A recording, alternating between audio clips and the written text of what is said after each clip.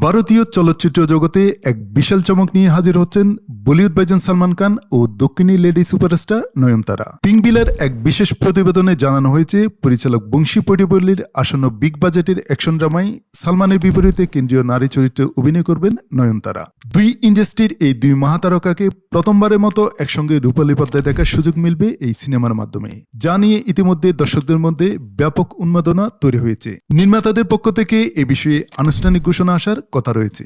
শ্রী ভেঙ্কটেশ্বর ক্রিয়েশনসের ব্যানারে সিনেমাটি প্রযোজনা করছেন দিল রাজু। জানা গেছে, আগামী এপ্রিল মাসের মাঝামাঝি সময় থেকে এই মেগা প্রজেক্টের শুটিং শুরু হতে যাচ্ছে। 2027 সালের অন্যতম আলোচিত মুক্তি হিসাবে সিনেমাটাকে ঘিরে এখন থেকে পরিকল্পনা সাজাচ্ছেন নির্মাতারা। পরিচালক বংশী পটিপল্লি এর আগে মহর্ষি ও বারিশুর মতো ব্লকবাস্টার সিনেমা উপহার দিয়েছেন। অন্যদিকে সালমানের ঝুলিতে রয়েছে বজরঙ্গি ভাইজান, সুলতান এবং টাইগার ফ্র্যাঞ্চাইজির মতো একের পর এক সফল ছবি। ফলে তাদের এই যৌথ রসায়ন পর্দায় নতুন কোনো রেকর্ড করবে বলেই ধারণা করা হচ্ছে।